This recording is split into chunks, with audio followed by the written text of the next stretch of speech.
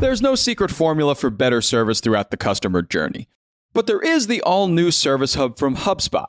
It makes it infinitely easier to scale customer support and increase retention. By bringing service and support together in one powerful platform, you can deliver the best experiences for your customers and your teams. Free up time for your reps to focus on complex issues with an AI-powered help desk.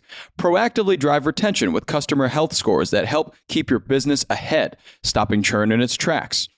And give your entire go-to-market team the data they need to operate as one unified, powerful front. Also, you can easily support, strengthen, and grow your customer base.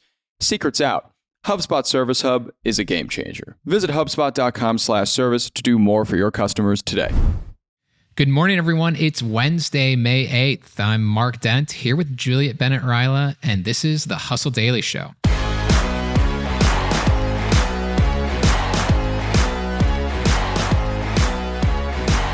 Today, we're going to talk about something scary. Although employment levels remain high in the United States, the labor market has been sagging lately. Job applicants have complained that they almost never get calls back from prospective employers, or they find that many jobs are incompatible with the kind of benefits and everything else that they're looking for. But there's also been another phenomenon on the rise: ghost jobs. These are jobs that people apply for, yet the jobs don't actually exist. We're going to break down all of that today, but first, let's go over everything else that's happening in the world of business and tech. Starting off, the prison sentence of Elizabeth Holmes, the infamous former CEO of Theranos and convicted fraudster, keeps on shrinking. Her initial 11-plus year term was dropped by 2 years last July, and it just got shredded by another 4 months this week. On Monday, Boeing and NASA had to cancel the launch of their Starliner capsule to the International Space Station. The test flight, which carried 2 astronauts, was called off just hours before liftoff due to a rocket valve issue. And more bad Boeing news, because it seems like there's always more bad Boeing news. The Federal Aviation Administration has opened another probe into the airline. This time, it's over the quality of inspections for its 787 jets. Moving on to fashion. Lifetime named Lululemon its official apparel partner for pickleball and tennis. Lifetime has 170 plus US fitness clubs and is doubling down on pickleball with a 54,000 square foot club opening in Manhattan next month.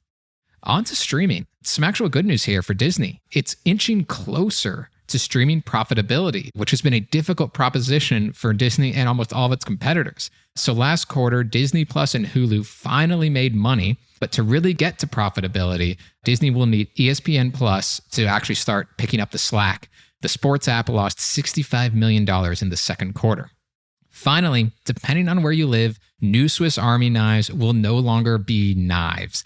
Some markets in Europe and Asia have restricted pocket knives in response to rising crime rates. So that means that Swiss Army knives will feature all that other stuff, but not blades. Okay, let's move on to our main story. And I'm going to start it off with a wild statistic. According to the BBC, last year, workforce data firm Revelio Jobs found that the number of hires per job posting had shrunk to lower than 0.5. That meant toward the end of last year that every time a job was posted, on average, nobody was hired, or at least less than a person was hired. How could that be? Well, there could be several reasons. Employers might have changed their minds about a particular position or decided to cut bait after economic troubles. But a lot of the time, it was because the job wasn't real to begin with. It was a ghost job. Juliet, what exactly is a ghost job? Yeah, just like you said, a ghost job is a job that does not exist. You may see it posted on LinkedIn or Indeed or somewhere on the internet. You apply for it, but you're never going to get a call back because they are not actually looking to fill that role at all. So how big of a problem is this potentially? I mean, the stat from the BBC is pretty intense. Yeah, I know. But there are a lot of reasons why you might encounter a fake job, and not all of them are nefarious. There was a survey from Clarify Capital, and you know what? A lot of the time, it was a real job. It's just been filled, and no one took it down. So you are applying for a job someone else has. So it's kind of more of a laziness and organizational problem in that regard. Yes, absolutely. But there are also several reasons why companies choose to leave postings up or make posts for a job that doesn't exist. In some cases, they may be farming for future applicants. They like to have a pool of people they can call on when they do need a job or if the hire they have chosen doesn't work out. They like to give the appearance of growth and make it seem like they're expanding and rapidly hiring new people when maybe they're not. This one's kind of nefarious, actually. To placate overworked employees, to make it seem like help is on the way, but no, sorry, pal. I can just imagine like everyone on staff like getting some email being like, we're hiring for this new position. Here's the posting. Tell all your friends. Right. And then also one of the reasons was to motivate employees that currently work there. It did not specify if it was to motivate them by making them think that they were going to get replaced or to motivate them by thinking that there was growth potential. I don't know what the motivation there is supposed to be. It did not specify in this survey. But those are some other reasons a company may have job postings where they're not looking to fill something right now. Maybe they will later. Maybe it's just to appear a certain way to competitors or potential investors. Who knows? Those are some of the reasons. It doesn't matter to you, the job seeker, because it's still really annoying and frustrating to spend your time applying for a job that doesn't exist. Right. And then, of course, in the worst case scenario, it's a scam. It's not a job. It never was a job. There isn't even a company. It's just a scammer trying to collect your personal data, or worse. There are some scams where a potential job holder who doesn't really have a job may ask the applicant for money in exchange for training or equipment. That is just so you send them money. There is no job. There's no training. There's no equipment.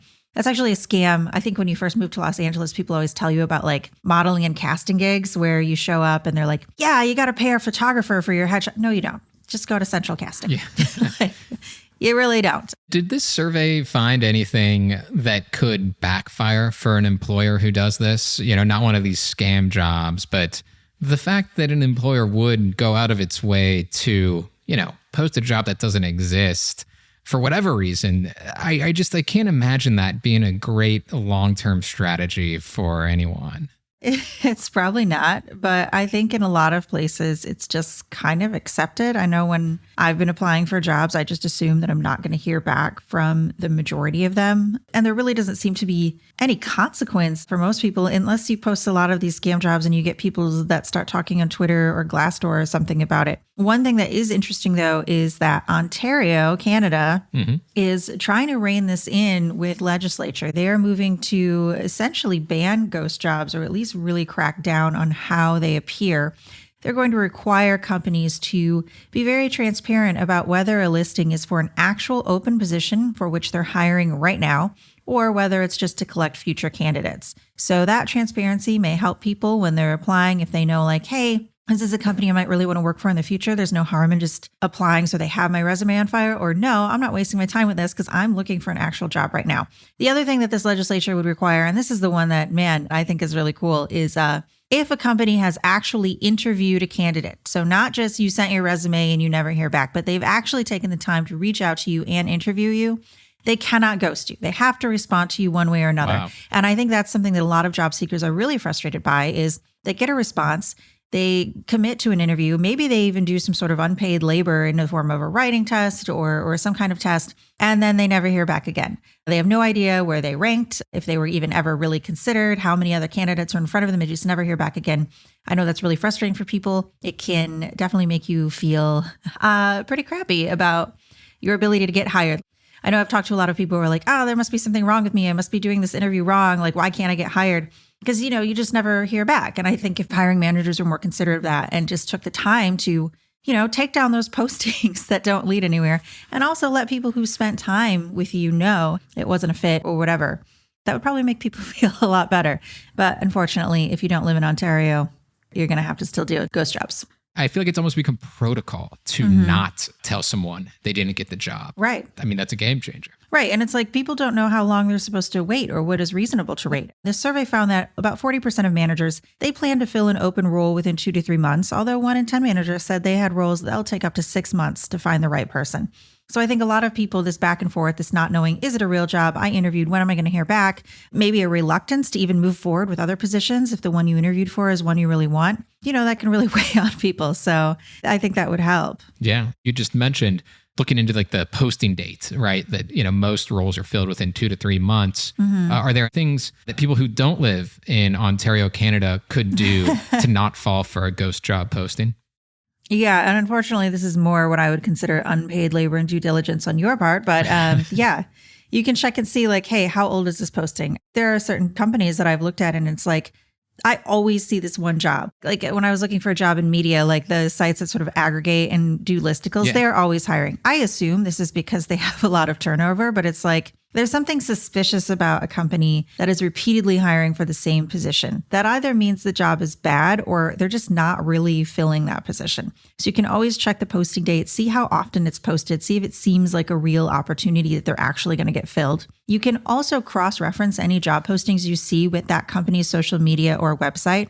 If that job is no longer listed on the official website, or if you saw social media postings for it that are 8 months old, maybe somebody just went and forgot to take down that posting from the job seeking sites that you're looking at and that doesn't exist anymore, in which case you might try to reach out to the job directly if that's an option, or, take your chances, apply anyway, or move on. In terms of scams, some of the tips, these tips came from VPN Express, who of course would like you to use a VPN. But they said to be wary of any jobs that are like really vague. So traditionally, when you're looking for a job, you got to find one that fits your qualifications. But if they're really vague and it seems like anyone could do that job, it might not be a real job. It might just be a wide net to get a lot of personal data.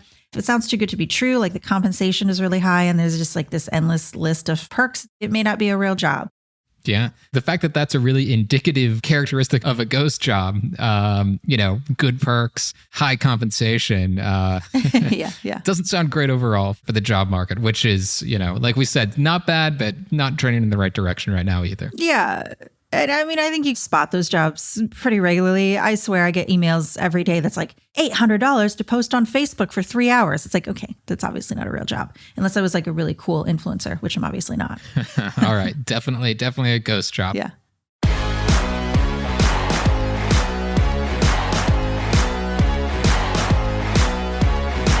Thank you, everyone. That's going to do it for us today. Thank you, everyone, for tuning into the Hustle Daily Show.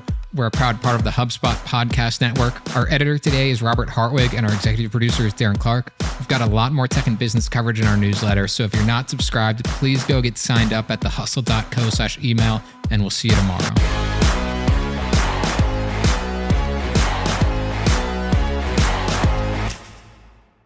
Hey everybody, I got a great podcast to tell you about. It's called Truth, Lies, and Work, and it's brought to you by the HubSpot Podcast Network, the audio destination for business professionals. On this show, you can join husband and wife team Al and Leanne Elliott as they dispel myths, impart wisdom, and answer all your questions about finding, keeping, and motivating great people. They actually just did an episode with John Smith, who is the manager and agent of famous Argentinian soccer player Diego Maradona. He talks about in this episode how he was able to manage the global superstar, athlete, celebrity that Maradona is and was. It's a great listen. You better get out there and check it out. And you can listen to Truth, Lies, and Work wherever you get your podcasts.